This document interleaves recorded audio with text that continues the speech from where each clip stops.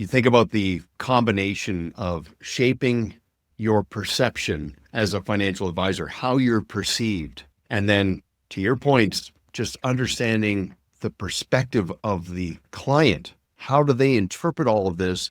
How do they internalize it and socialize it in the form of advocacy? I said to an advisor recently, we were talking about this. I said, you're a great messenger, but I think your messaging is lacking. And he went off on a bit of a track, and I said, you got to remember something. You're not marketing to yourself.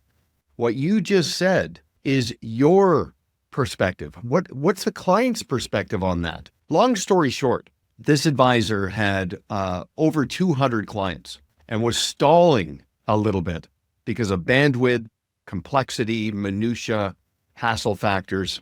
And I asked him, I said, your 50 top clients, how many referrals have you received in the last 12 months from your 50 top clients? The 50 who represent the lion's share of your business. What do you think his answer was?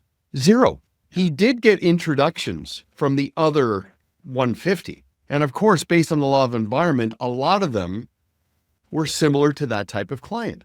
I said, I don't think you're referable to your top 50. They like you, they trust you, they feel they belong to something, they're in good hands, but I think it's underwhelming. Long story short, I asked him, I said, based on all the things that you're telling me that you dread and that are causing you some friction and keeping you up at night, I said to him, what does it look like in the next 12 months if you only had 50 clients? Your HR issues, your things falling through the cracks, your hassle and dread factor, all of those dynamics. What does it look like? Have you given yourself permission to maybe go there? And as you guys know, the advisors who do go there in some way, shape, or form, they go back and rejuvenate those 50. They lock those down and competitor-proof those relationships. They reframe those relationships, and then they start to increase the quality and the quantity of introductions from the 50. That sounds so oversimplistic, but that is the ultimate lowest hanging fruit in terms of growing up market, is maybe involving a little bit of growing down in professional scarcity. So Mike? So something that stands out to me too, as you were just saying that, Duncan, is that we as advisors, and I've been an advisor myself, we're so close to what we do day in and day out, working in the business, that we forget to take a step back and look at what we've created.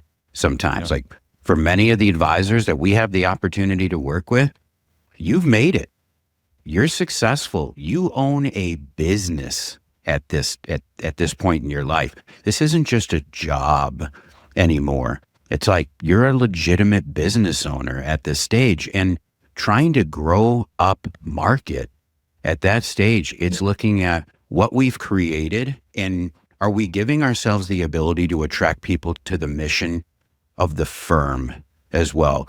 Clients becoming clients of your practice, your firm, because of the process that you deploy and why it's meaningful to others, versus just trying to attract people to yourself personally, which is what has led most advisors to the success that they have, is getting people to buy into them, which is what we all want. Like and trust is deserved over, years of experience and pouring your heart and soul into your business and what you do for your clients.